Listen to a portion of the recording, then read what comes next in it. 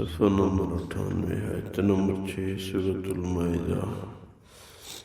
اعوذ باللہ من الشیطان الرجیم، بسم اللہ الرحمن الرحیم۔ یا ایہا الذین آمنوا اذا قمتم الى الصلاة فاغسلوا وجوہکم وأيديكم إلى المرافق وامسحوا برؤوسكم وأرجلكم إلى الكعبين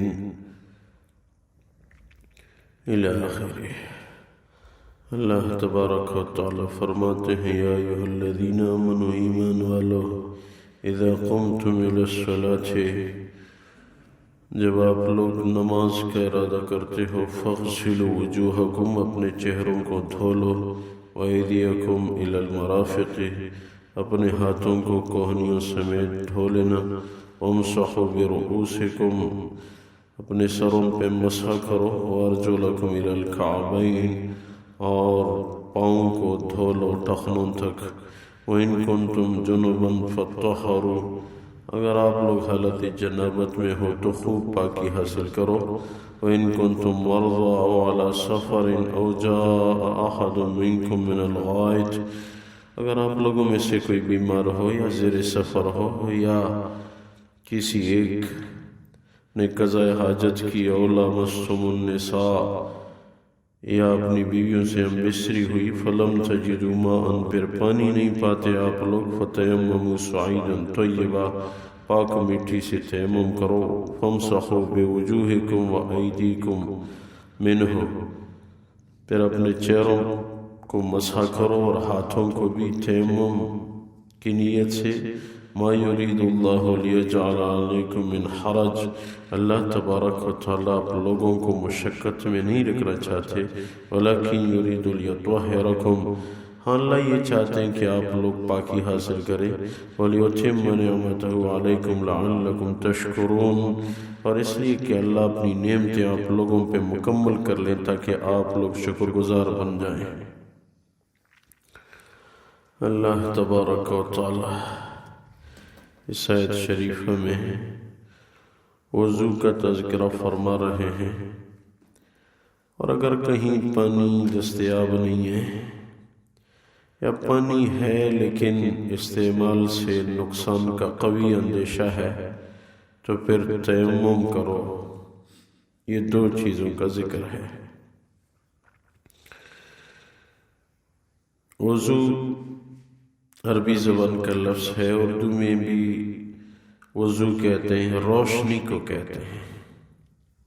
حدیث میں ہے کہ جو لوگ دنیا میں زیادہ وضو کرتے ہیں، یہ وضو کے اعضاء قیامت میں روشن ہوں گے۔ حضور اقدس صلی اللہ علیہ وسلم کی مبارک ذات نے ایک دن ارشاد فرمایا، کاش کہ میں اپنے بھائیوں کو دیکھ لیتا۔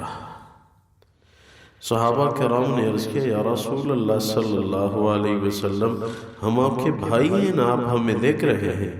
ارشاد فرمایا، نہیں، اس سے میرے وہ بھائی مراد ہیں جو میرے اور آپ کے بعد آئیں گے اور میری امت میں سے ہوں گے، وہ لوگ مراد ہیں۔ کاش میں ان کو بھی دیکھ لیتا، لیکن میں نے ان کو دنیا میں دیکھا نہیں ہے، مگر یاد رکھنا کہ قیامت میں جیسی میں ان کو دیکھ لوں گا، پہچان لوں گا، یہ میرا امتی ہے۔ صحابہ کرام نے عرض کیا، یا رسول اللہ صلی اللہ علیہ وسلم، کیسے ان کو پہچان لو گے؟ وہ عرصہ دراز بعد آئیں گے، آپ نے دیکھا بھی نہیں، پھر بھی پہچان لو گے؟ ارشاد فرمایا، میرے صحابہ یہ بتاؤ کہ اگر ایک آدمی کے کچھ گھوڑے ہوں، ان کے چہرے بالکل روشن اور چمکدار ہوں، اور دوسرے بہت سارے گھوڑے ہوں، وہ گھوڑے بالکل کالے رنگ کے ہو، سر بھی کالا، پیٹھ بھی اور پیٹ بھی کالا، پاؤں بھی کالے، تو کیا یہ منور اور سفید چہرے والے گھوڑے جس مالک کے ہوں وہ اپنے گھوڑوں کو پہچان لے گا کہ نہیں؟ ہاں یا رسول اللہ صلی اللہ علیہ وسلم، پہچان لے گا۔ تو میں اپنی امت کے لوگوں کو دور سے پہچانتا رہوں گا، کیونکہ ان کے چہرے جو اعضاء وضو میں دھوئے جاتے ہیں یہ چمکدار اور منور ہوں گے، میں پہچان لوں گا یہ میرا امتی ہے۔ اب میری امت جن کو چاہیے قیامت میں اپنے لیے روشنی بڑھا دے، کیونکہ وضو سے ہی وہاں کی روشنی نصیب ہوگی۔ جو چاہے تو زیادہ وضو کرتا رہے، زیادہ منور ہوگا۔ دوسری جگہ حدیث میں ارشاد ہے کہ جس آدمی نے وضو کی ابتدا میں یہ کہا بسم اللہ والحمدللہ، اب وضو شروع کیا، وضو کیا، جب تک یہ وضو رہے گا اس کے لیے فرشتے مسلسل نیکیاں لکھتے رہتے ہیں، اور پھر جب وضو ٹوٹ جائے تو پھر آدمی اسی عمل کی طرح، اسی عمل کی روشنی میں پھر وضو بنائے، تو پھر جب تک وضو ہے تو فرشتے اس کے لیے وہ نیکیاں مسلسل لکھتے رہیں گے۔ یہ نیکی کرنے میں مشغول نہیں ہوگا، لیکن باوضو ہے تو فرشتے اس کے لیے نیکیاں مسلسل لکھ رہے ہیں۔ اب دیکھیں یہ کیسی نعمتیں اس امت کو ملی ہیں، صرف وضو کی ابتدا میں یہ کہا بسم اللہ والحمدللہ۔ اب جب تک یہ وضو رہے گا فرشتے مسلسل نیکیاں لکھتے رہتے ہیں، اور جو آدمی بوضو رہتا ہے شیطان کی طاقت اس پہ قوی انداز سے استعمال نہیں ہو سکتی، اس کو نیکی کی توفیق زیادہ ہوگی اور اس سے گناہ کم صادر ہوں گے۔ حدیث میں ہے کہ جس آدمی کو غصہ آئے تو اس کو چاہیے کہ وضو کرے۔ اب کیا خیال ہے، جیسے آج کل معاشرے میں کیا ہے کہ اگر بخار آئے تو عام استعمال کی کوئی پونسٹان وغیرہ گولی کھا لینا،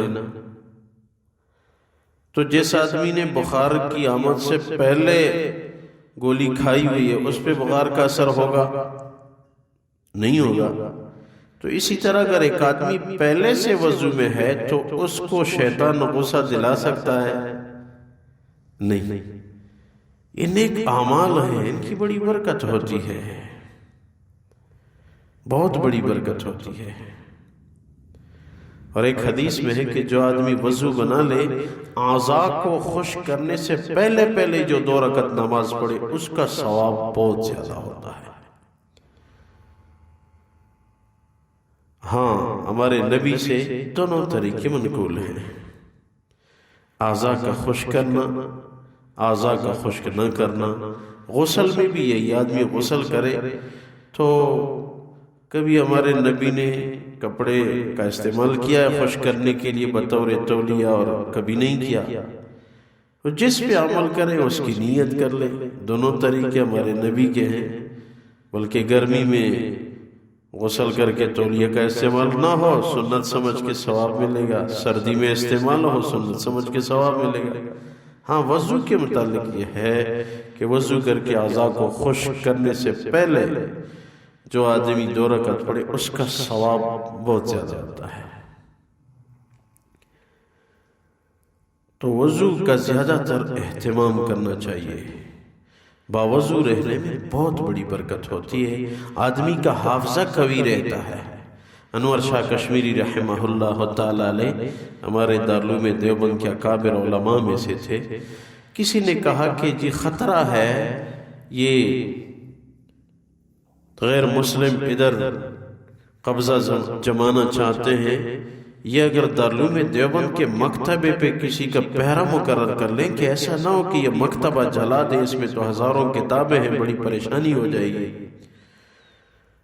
تو انور شاہ کشمیری رحمہ اللہ تعالی علیہ نے فرمایا کوئی فکر نہ کرو، اگر یہ مکتبہ جلا دیا انور شاہ دوبارہ لکھ کے دے دے گا، کوئی فکر نہ کرنا۔ ایک آدمی آئے، اس نے عرض کیا حضرت آپ نے یہ بات کی ہے کہ اگر کسی نے یہ دارالعلوم دیوبند کا مکتبہ ہزاروں کتابیں جلا دی میں دوبارہ لکھ کے دوں گا، یہ کر سکو گے؟ اس نے کہا ہاں الحمدللہ ثم الحمدللہ، اللہ نے مجھے اتنا علم دیا ہے، یہ ساری ہزاروں کتابیں میں دوبارہ لکھ کے دوں گا، کوئی فکر نہ کرنا۔ اس آدمی نے عرض کیا حضرت اتنی بڑی قوت، اتنا بڑا علم کیسے ملا آپ کو؟ اس میں کس بات کو بہت مداخلت ہے، ذرا یہ مجھے بھی بتا دیں۔ تو حضرت نے فرمایا کہ جب تک میں نے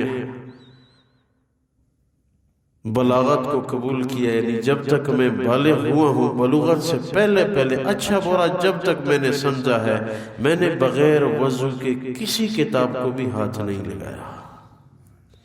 مجھے خیال ہے کہ شاید اسی ادب کی برکت سے اللہ نے مجھے یہ توفیق دی ہے۔ تو وضو جو ہے یہ ایک بہترین عبادت ہے، اور کبھی کبھار وضو علی الوضو بھی کرتے رہنا، وضو ہے تو بھی وضو کرنا، اس کا بھی اجر ہے۔ لیکن واضح رہے کہ ایک وضو ہے، دوبارہ وضو ہم کرنا چاہتے ہیں، یہ تب ہم کر سکتے ہیں جب پہلے وضو پہ کم سے کم کوئی ایسا عمل ایک دفعہ کیا ہو جس عمل کے لیے وضو کا ہونا شرط ہو۔ اگر وضو ہم نے کیا ہے، ابھی کوئی ایسا عمل نہیں کیا جس عمل کے لیے وضو شرط ہو، تو دوبارہ وضو بنانے کی اجازت نہیں ہے، یہ اسراف میں آتا ہے۔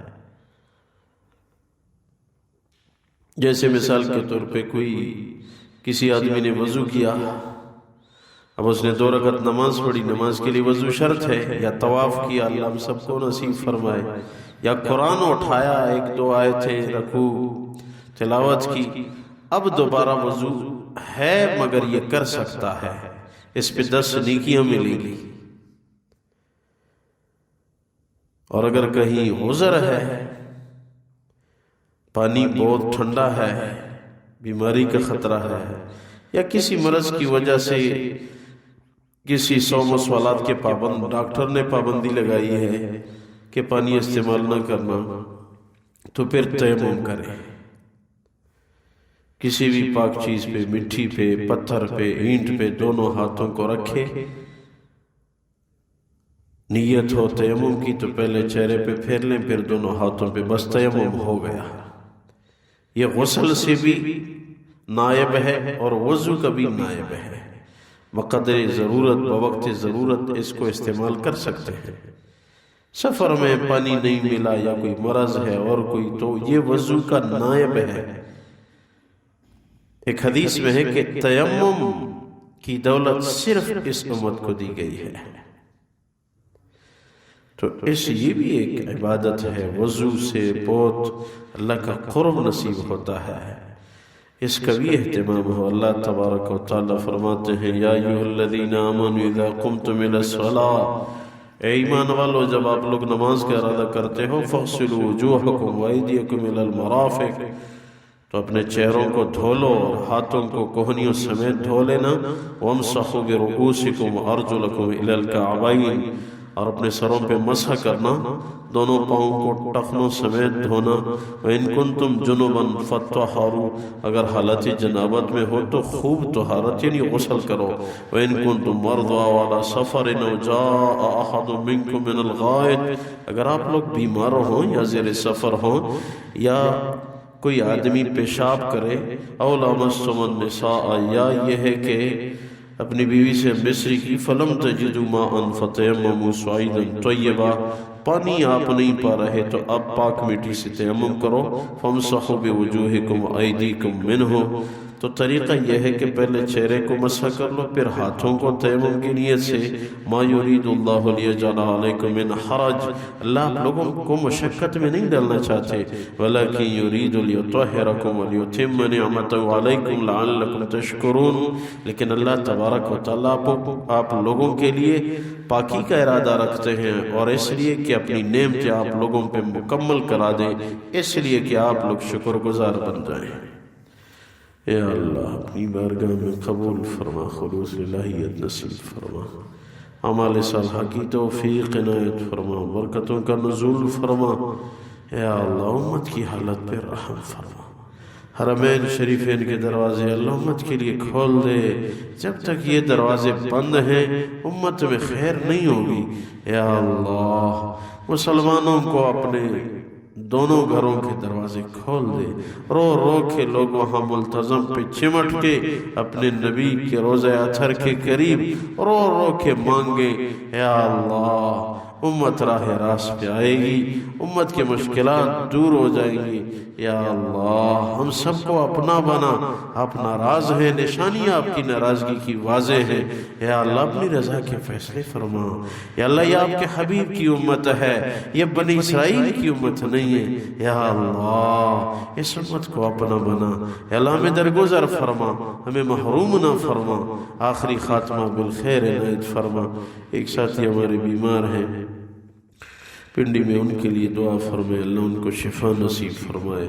بیوی بچوں کے لیے اللہ ان کو دوبارہ صحت عنایت فرما. جتنے بھی بیمار ہیں گھروں میں, اسپتالوں میں, مسلمانوں میں سے حاضرین میں, غائبین میں, اللہ سب کو شفا یاب فرما. وفوض امری الی اللہ ان اللہ بصیر بالعباد برحمتک و کرمک یا رحمتک و کرمک یا